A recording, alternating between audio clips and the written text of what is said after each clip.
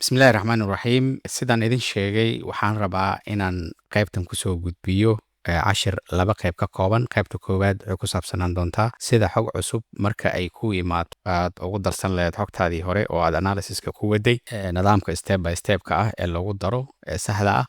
ayaad ku baran doontaa so hadda aan dhaho xogtaydii waad aragtaan waa xogtayni analysiska aan ku wadnay sida quruxda badan ayaa hadda inoo tahay su-aasha koowaad su-aasha labaad su-aasha saddexaad aan analysis ku samaynay kadib anagoo halkan marayno ayaa waxaa dhacday in xog naloo soo diray xogta naloo soo dirana sidan ay u eg tahay waa midda aan idin soo diray marka xogta sidaas oo kale lagugu soo diro waxa ugu horeeya la doonaya inaad eegto waxaa waaye in horta xogtan iyo xogtii analysiska aad ku wadiinay isleeyihiin inaad fiiriso waayo xogteeni hore waxay ku saabsaneed khasaaraha ka dhashay shilalka wadooyinka then tanna waa inaad iska hubsataa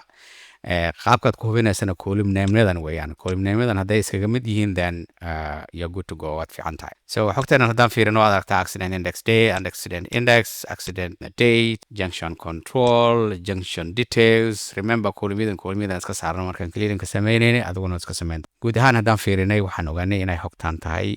ay waafaqsan tahay xogtii hore oon analysiska aan ku wadnay waxaa xiga oo dal rabo inaad eegto waxa weeyaan haddana xogta ma nadiif ba mise nadiif maaha waa inaad hubisaa haddana siday hadda u egtahay xogta nadiif maaha marka waxaa la rabaa inaad soo nadiifiso shaqadaas idinkaan idin daynaya anigu hadda ma gelayi waxaan isticmaali doonaa xog horey aan u isticmaalay oo nadiifsan ayaan u isticmaali doonaa qaabka ku darista marka qaybtan adaa lagaa rabaa inaad soo nadiifiso kadibna aad ku soo darto marka waxaan u isticmaali doonaa xogtan oo ah xog oo aan horey u nadiifiyey oo clean ah marka tan aan u isticmaal doonaa macnaha ku daris xogta kale aan ku darayo sidaa darteed waxa weeyaan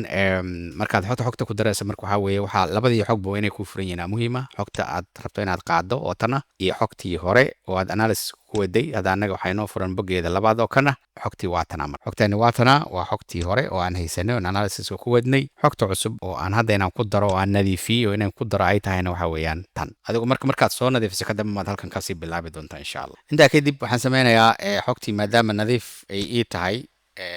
micnaheeda waxaa waaye goob bannaan ma laha way wada camiran tahay marka caadi waan koobisanaya koobiyaan isticmaalaya nidaam kale oo loogu daro way jirtaa xogaha laisugu daro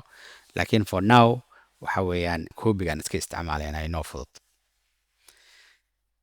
maxaad samaynaysaa marka maxaad koobinaysaa maxaadse koobinaynin waxaadan koobinaynin sadarka koowaad ee ah magacyada koolimyada sababta waxaa weeye xogta aan u wadno oo aan geyn doono xogtan oo ah tii aan analysiska ku wadnay already way leedahay koolimyadan iyo magacyadan way leedahay marka mar labaad kuma celinayno muhiima sidaa darteed halkaa ay xogtayda ka bilaabanayso lambarka koowaad baan qalinka keensanayaa kadibna waxaan dhahay control shift iyo filaarta hoose hal mar xagga hoose u boodaysaa anoo sidaa usii hayo maan mar kale haddana filaarta midigta taabanaya micnaheeda waxaa waaye sadarkii koowaad marka laga reebo dhammaan inta kale xogta way ii highlight garaysan tahay hadda waan koobini karaa oo control c ayaan dhihi karaa control c markaan dhaho oon leenkaas wareeganaya halkaa arko micnaheeda waxaa waaye waan koobiyey qalinka ayaan ku sitaa waxaan aadayaa marka xogtaydii aan rabay inaan u geeyo xogtan naftirkeeda waxaan tegayaa goobta ugu hooseyso sidaa darteed baaganaan soo jiidayaa xaggan hoosaan imaanaya keenaya kadib waxyaala hoos u soconaya soo godkaas u dambeeya qaybta waxaan imaanaya ka bilaabanaysa xogta halkan kama bilaabaya halkaas ay ka bilaabanaysa imaanaysa waa inaad kan dhamaystirtaa halkaa u dhamaystirtaa dhinaca so index nambaradii ayaa ugu horreeyey goobtii ku dhammaanayeen kontonka kun waaye so halkaa maan qalinka keenaya kadibna waxaan dhahayaa control v oo ah micnaheeda base gare oo halkaa ku dhab ku sii waa kaa marka intaas markaad samayso haddana waxaa la rabaa inaad hubsato in koolimyadan si qumaatii isugu aadeen waxaa dhici kartaa koolimyadaada aad xogtii aad keentay iyo xogtan koolimyada qaabkay u rasteysan yihiin inay kala duwan yihiin marka waa inaad hubsataa ha iska degdegin so kan accident indexka lambaradii caadigu ku aaday diyaar waaye taariikhda caadi way isku aaday bilihii way isku aadeen sanadii way isku aadeen accident index waa kana minor way isku aadeen light condition waad aragtaa qaybtan had ka saaran waa qaybta hadda aad keentay qaybta harka aan saarnayn waa qaybtii hore marka inay isku aadeen si fiican u eg soo sida hadda ay u muuqato way isku aadeen waa diyaar si fiican ay isugu kayaadeen marka wax yaraan ka laabanayaa aan ka baxayaa un macnaha sidaasaan ooga baxayaa kadibna waxaan fiirinayaa lambaradan xogtaydii hore waxay ku dhammaatay kontonka kun xogta aan keenan waxay ka bilaabatay kow halkaa may kasii waday marka haddii aad rabto inaad iswaafajiso waad iswaafajini kartaa laakiin qasab ma aha sidee isku waafajina laakiin waxaad isku waafajinaysaa labada lambaree u dambeeya xogtaadii hore labada lambaree u dambeysay waa kuwane labada lambare hadda aan highlight gareeye labada lambara sidaa u highlight garaynaysaa kadibna double click bal halkan leedahay excel asagaa halkii kasii wadaya oo isku sii dardarayso 50,000 iyo 50,002 asagaa halka kasii wadaa kuu dhammaystirayo kadibna hoos eeg bal xogtaadii intii ay noqoto hadda tira ahaan hal mar isha soo mari anigu hadda waxay noqotay 8,262 qasab ma aha taada inay sidaas noqoto because aniga xogtaan isticmaalaya hadda ma aha midii aan idin soo diray intaa kadib analysis ayaad horey u bilowday waad ogtahay analysiskaagii weli wuxuu leeyahay xogtii hore 50,000 ee shil iyo 70,068 khasaare intaas uu weli leeyahay laakiin hadda xog cusub aad keentay so maxaa xal ah waxaa xal ah waxaan eegaynaa qaabkii aan xogta cusub oon keenay aan halkan ku keeni lahayn annaga wax analysis aanan samaynin excel inoo sameynayo marka annaga tilaabo yar maana laga rabaa inaan sameyno tilaabadaasna waxaa weeyaan xogtii maan kusoo laabanayaa qalinku maan sidaa iskaga dhiganayaa meel kadibna waxaan tegayaa design kadibna waxaan tegayaa halka ay ku qoran tahay refresh then fanaxdaas yaraan qodayaa kadibna waxaan dhahayaa refresh tuujinayaa البريقس جديد حواس بدليو then waxaan ku laabanayaa bogeyga analysiska waxaan eegayaa inay wax isbedeleen intirooyinkii ay soo kordhameen kale dabcan way soo kordhameen su'aashii koowaad halkii ay ka ahayd 50,000 oo shil hadda waxaa waay 8,262 shil oo ah tiradii guud oo xagga aan ku soo aragnay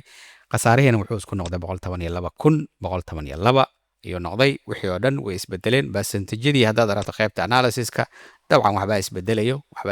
because waxbaa soo kordhay then dhammaan pivot table-adii saddexdaba mataqaana way is update garayeen arrintan maxay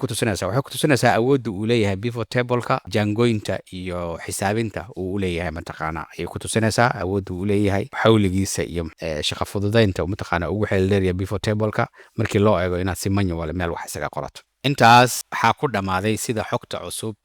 muxuu ahaa loola dhaqmo oo ma loogu soo darsado xogtaadii analysiska aad ku bilowday haddana waxaan rabaa inaan halkan idinku tusiyo qaabka aan dashboardkii aan samaysanay ha ahaado midkii aan soo diray ama midkii adigu aad samaysato ha ahaado qaabkii aan ugu soo darsan lahayn documentigeenii aan shaqada ku wadnay ee ahaa kan documentigan halkan waa daatadii nadiifka ahayd halkanna analysiska weeyaan xaggana waxaa la rabaa inuu noo galo dashboardka marka saddexdaas walxood inay sidaas ugu xigaana la rabaa laakiin dashboardka hadda meel bannaan oo keligiis ayuu meel yaalaa oo document kaleeto oo gaaro ku jira marka qaabkee lagu keenayaa oo lagu soo darayaa taasaan rabaa haddana inaan qaybtan kaga hadlo sababta waxaa weeyaan marka xigta oo aan kulmi doono insha allah dashboardkan ayaan keeni doonaa analysiskan ku bilaabi doona hadduu aan leedmo marka inaad iska sii keensataan waa muhiim waxaad samaynaysaa marka labadaas document horta waa inay kuu furan yihiin kuwan waan iska xirayaa maadaama mataqaana aan hadda ka gudbay waan iska xirayaa kuwan tanna waan iska xirayaa so labadaas ayaan lasoo harayaa waa tan documentigan mainka iyo muhiimka iyo kan okay so waxa ugu horeeya eegayso marka waxaa waye labada document ee kuu furan ama hadday kuwa kale kuu furan yihiin xitaa dhib ma laha labada documenteed isku dari rabto inay kuu furan yihiin ayaa muhiima so tan koowaad aan ku bilaabayaa waa tana ii furan halkaan noqoto ama halkaan noqoto so way ii furan tahay magaceedaasaan hubinayaa magaca halka qoran waa maxay buugwana iigu qoran aniga dabcan I don't know waxay kugu qoran oo buugwana iigu qoran kadib kan aan qaadayo oo ah dashboardka hadda isagana waxaa iigu qoran halkaa dashboard okay so labadaas magac haddii aan xaqiiqsado waxaan sameynayaa marka kanaan rabaa inaan qaado oo aan u geeyo ka kale ee kan inaan u geeyaan rabaa so kan aan qaadayaan u imaanayaa kadib halkaas magacan halkan ugu qoray ama sheet 1 wuxuu ahaadaba halkaas waxaan dhahayaa right click markaan dhaho waxaan tuujinayaa halka ay ku qoran tahay move ama copy ay ku qoran tahay haddii aan move qaato waxaan dhan u qaadayaa waxba kama reebayo haddii aan qaato copyna kan wuu ii oolayaa laakiin copy ama nuqul intuu ka bixiyo u geenayaa xogta kaleete so ani hadda inaan move wada dhahaan rabaa waxba copy ma dhahay so calaamadan halkan ma jeegareynay halkan haddaan jeegaray copy ay noqonaysaa so aniga hadda copy inaan create garay ma rabo asaga dhan rabaa inaan meesha ka qaado documentigan dhan uu dhamaado maadaama asaga bas uu ka kooban yahay so waxaan dhahayaa move laakiin halkan aan eegayaa to the book meesha aan geynayo magaceedu waa inaan halkan soo saaraa hadda aniga dashboard ay saaran fanaxdaas yaraan qodayaa